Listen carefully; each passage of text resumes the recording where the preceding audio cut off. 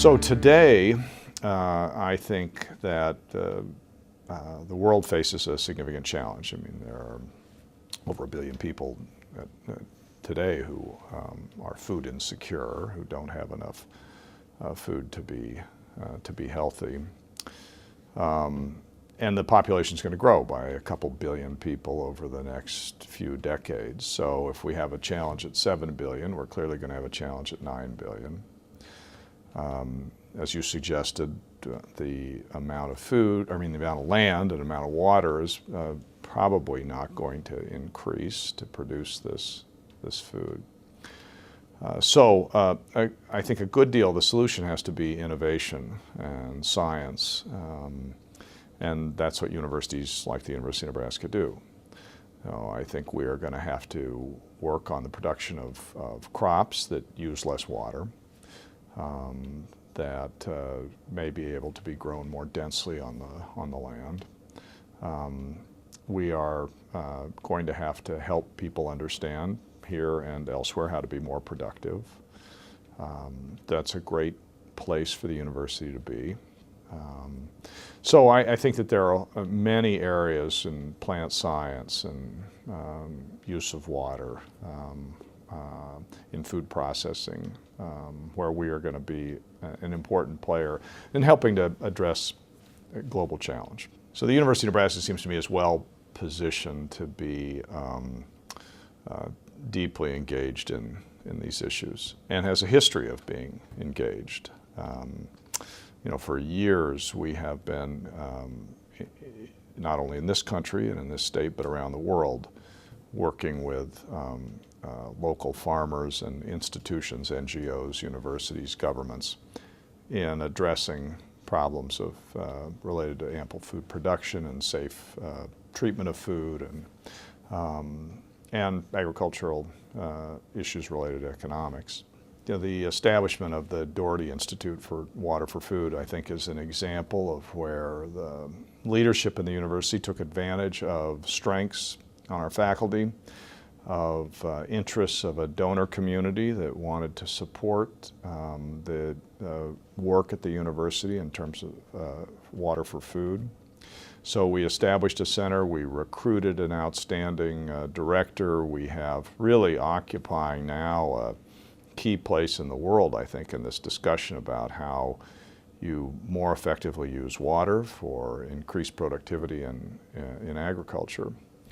So I think that's one example. I think the Innovation Campus is another. Here's a case where we looked at a kind of a new model of university private sector campus that was going to be focused on themes that had a great deal to do with Nebraska, where we had great strengths. Those happen to be food, fuel, and water. So I think this provides us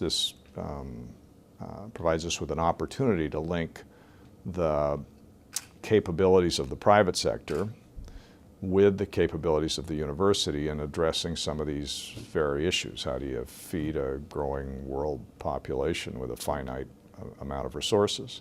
There are some universities that are disinvesting in agriculture, in the research and in education. We're not going to do that. In fact, we're upping the investment.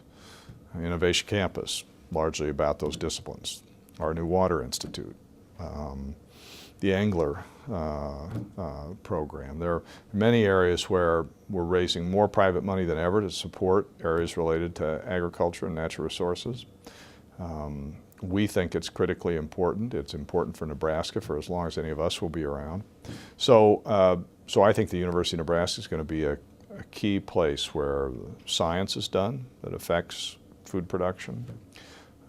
And so it's a natural for us to be a leader in this area, and I think that'll have, as we talked about, far-reaching effects. Nebraska is always going to be involved in agriculture. If the University of Nebraska is known as one of the places in the world where people go to learn about how to be more productive, about how to do better plant science, about how to do better breeding, about how to stretch water further in terms of food production. If this becomes a place that is a magnet for the best talent, it's enormously beneficial to the state of Nebraska in a very direct way. I mean, we will benefit from the research that's done here. Our students will benefit from the talent that's here and the education they get, and the state of Nebraska will benefit. So I think it's not difficult to think about why we would want to be the epicenter for plant science, livestock production, water use. It's great for Nebraska. It also gives us a great opportunity to participate in solving some of these great global challenges. Well, I walked into a meeting in China where the president of a local university said to me that because of the work of your faculty, we have doubled the yield of corn in our region with half the fertilizer and half the water use. So how far-reaching? That's pretty far, and that's a pretty dramatic impact. And you know, I'm president of a big university, but it mattered far more to them that one of my faculty members had written software that they use in their region to be much more productive to grow food. So I think the research at the University of Nebraska and at places like this has no limits, and there's no reason why we can't be an effective partner with people anywhere in the world.